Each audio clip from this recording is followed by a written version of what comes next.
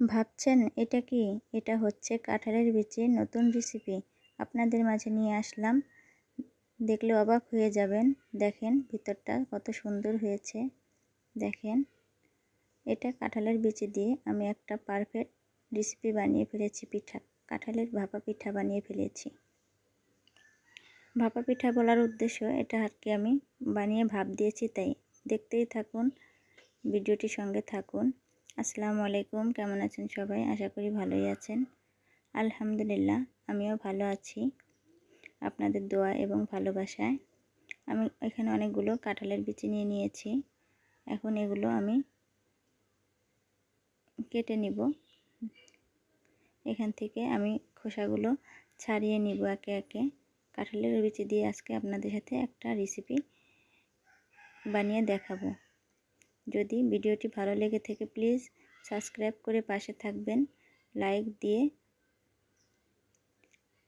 বন্ধুদের সাথে শেয়ার করে দিবেন। বিচিগুলো কিন্তু আমি অলরেডি ছুলে নিচ্ছি। দেখেন, যে যেভাবে পারেন বটি দিয়ে, চাকু দিয়ে, বা যার কাছে যেমন সুবিধা। আমি এখানে কিন্তু চাকু দিয়ে ছুলতে গিয়ে পরে কিন্তু বটি দিয়ে ছুলে নিয়েছি। আমার কিন্তু সবগুলো দেখেন ছেলা শেষ। আমি কিন্তু এই লাল অংশগুলো, মানে কাঁঠালের উপরে যে লাল বিচির যে লাল অংশগুলো আছে, এগুলো কিন্তু আমি ফেলবো না। আপনারা চাইলে ফেলে দিতে পারেন, তবে আমি এগুলো ফেলবো না, যেহেতু ব্লেন্ড করে নেব, মানে একটা পেস্ট বানিয়ে নিব। আস্ত রাখলে আর কি ছুলে নিতাম। তা আপনারা দেখতে থাকুন। আজকে আপনাদের সামনে কি সুন্দর একটা ভিডিও নিয়ে হাজির হয়েছি। আসলে আপনারা দেখলে আপনারা সহজভাবে কাঁঠালের বিচি দিয়ে এই পিঠাটা তৈরি করে নিতে পারবেন যে কেউ। আমার কিন্তু অলরেডি কাটাকাটি শেষ। আমি কিন্তু বটি দিয়ে কেটে নিয়েছি। দেখেন, ছুরি দিয়ে কাটতে গিয়েছিলাম, অনেক সময় লাগবে। বটি দিয়ে দেখেন কতটা পাতলা করে কেটে নিয়েছি।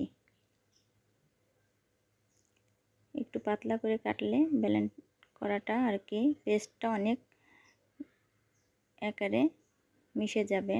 আর যদি পেস্টটা যদি আপনার একটু থেতো পেতো, আসলে পিঠাটা বানাইতে গেলে পেস্টটা একেবারেই মিশে যেতে হবে। যেমন আমরা পাটায় পিষে নেই মশলা মিহি হয়ে যায়, ঠিক সেরকম মিহি করে নিব। এখানে কিন্তু আমি পানি দিয়ে নিয়েছি কাঁঠালের বিচি ধোয়ার জন্য।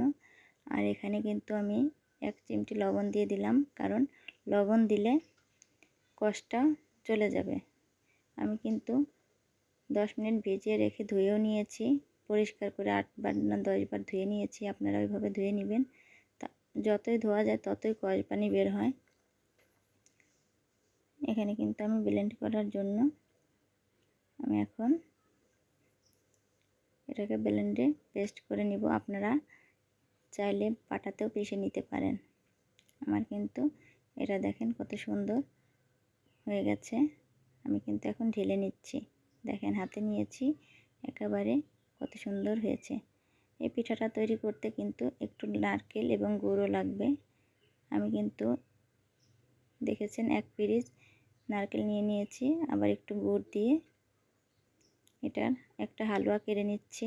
জানি না আপনাদের এখানে কি বলে, আমাদের এখানে হালুয়া বলে। আমি একটু হালুয়া কেড়ে নিচ্ছি। হালুয়াটা কিন্তু এরকম নরম নরম থাকবে। তারপরে কিন্তু দেখেন আমি দুধ বসিয়ে দিয়েছি। এখানে হাফ লিটার দুধ আছে। দিয়ে দিয়েছি 2 চামচ লবণ। এখন দিয়ে দিচ্ছি স্বাদ মতো, দুঃখিত চিনি বলবো বলে ফেলেছি, লবণ আমি 2 চামচ লবণ না 2 চামচ চিনি দিয়েছি। আবার স্বাদ মতো একটু লবণও দিয়ে দিয়েছি। আমার কথাতে ভুল হয়েছে, আপনারা ক্ষমা দৃষ্টিতে দেখবেন। এখানে কিন্তু দুধটা একটু জাল করে নিয়েছি, আগেও জাল করে রেখেছিলাম। এখন কিন্তু দিয়ে দিলাম সেই কাঁঠালের বিচি পেস্টটা। এখন দিয়ে না একটু নেড়ে চেড়ে নিব। এর সাথে কিন্তু আমি একটু চালের গুঁড়িও দিয়ে দিব। যদি আপনারা চান চালের গুঁড়ি, ময়দা বা আটাও দিতে পারেন। আমি কিন্তু এখানে চালের গুঁড়ি দিয়ে নিব। দেখেন, চালের যদি এই পেস্টটার ওই কাঁঠালের বিচিটার উপর থেকে ওই লাল অংশগুলো ফেলে দিতাম, তাহলে কিন্তু এখানে একেবারেই পরিষ্কার দেখা যেত। এই একটু কালো কালোই দেখা যাচ্ছে, ওইটা কিন্তু দেখা যেত না। দেখেন, মনে হচ্ছে যে কালি জিরা দিয়েছি। কালো জিরার মতো দেখা যাচ্ছে। এখানে কিন্তু আমি চালের গুঁড়ি দিয়ে নিলাম। এখানে কিন্তু ছোট্ট এক বাটি চালের গুঁড়ি দিয়ে আমি দেখেন কিভাবে নেড়ে নিচ্ছি। আমার আটাটা কিন্তু কাড়া হয়ে যাচ্ছে। আটা বলি আর যাই বলি, হ্যাঁ এটা কিন্তু কাড়া হয়ে যাচ্ছে পিঠার যে এটা দেখেন। এটা আস্তে আস্তে দেখেন কতটা সুন্দর হয়েছে। যখন চামচের সাথে একাই উঠে আসবে ঠিক তখনই ভাববেন যে এটা হয়ে গেছে। দেখেন আমার কিন্তু চামচের সাথে উঠে আসছে। আমি নিজেও জানতাম না যে এইভাবে কাঁঠালের বিচি দিয়ে এত সুস্বাদু পিঠা বানানো যায়। আজকে আমিও দেখে অবাক হয়ে গিয়েছি। তবে আমার পিঠাটা বানাতে অনেক ভালোই লেগেছে। তবে আমি আপনাদের সাথে আবারও একদিন শেয়ার করব, কারণ আমি আজকে ফার্স্ট এই পিঠাটা বানিয়েছি। তবে আমার কাছে অনেক ভালো লেগেছে, আপনাদের কাছেও ভালো লাগবে। দেখেন আমার এই লোতাটা কিন্তু হয়ে গেছে। এখন আমি প্লেটে কিন্তু একটু ঘি বা তেল মাখিয়ে নেবেন। গরম গরম কিন্তু এটা করতে যাবেন না, মাখতে যাবেন না, তাহলে কিন্তু হাত পুড়ে যাবে বা মাখাটাও হবে না। আমি এখন মেখে নিচ্ছি। দেখেন আমার, দেখেছেন কত সুন্দর হয়েছে। এখন আমি চলে যাব পিঠা তৈরি করতে। পিঠা তৈরি করার জন্য দেখেন আমরা যে ভাজা পিঠা বা যে কোনো জিনিস ভাজা পোড়া করতে গেলে যেটা বলি, এটা ভাজনি বলি আমাদের এখানে, আপনারা জানি না কোথায় কি বলে, যাই হোক এটা নিয়েছি। আজ আমি এটা দিয়ে ডিজাইন করব। আর যারা ডিজাইন পারেন তাদের জন্য তো নিজে থেকে ডিজাইন করবেন। আমি আজকে এটার সাহায্যে ডিজাইন করব এই পিঠাগুলো। দেখেন মাশাল্লাহ কত সুন্দর করে ডিজাইন করে নিয়েছি। আপনারাও চাইলে কাঁঠালের বিচির পিঠা এভাবে বানিয়ে নিতে পারেন। আর বন্ধুরা, দেখতে দেখতে আমার ভিডিওটি যারা এই পর্যন্ত চলে এসেছো তাদের কাছে আমার একটা রিকোয়েস্ট, একটা লাইক, কমেন্ট, সাবস্ক্রাইব করে পাশে থেকে ভালোবাসা দিও, যেন আমার নতুন নতুন ভিডিও তোমাদের সামনে যেয়ে পৌঁছায়। নোটিফিকেশনটা অবশ্যই অন করে রাখবা। কিন্তু দেখো পিঠাগুলো কত সুন্দর হয়েছে, আমার কাছে কিন্তু অনেকটাই ভালো লাগছে। তোমরাও চাইলে বাসায় বানিয়ে নিতে পারো। আমি কিন্তু এখন ভাপে দিয়ে দিব। দেখো আমার কিন্তু ভাপ দেওয়া হয়ে গেছে পিঠাটা।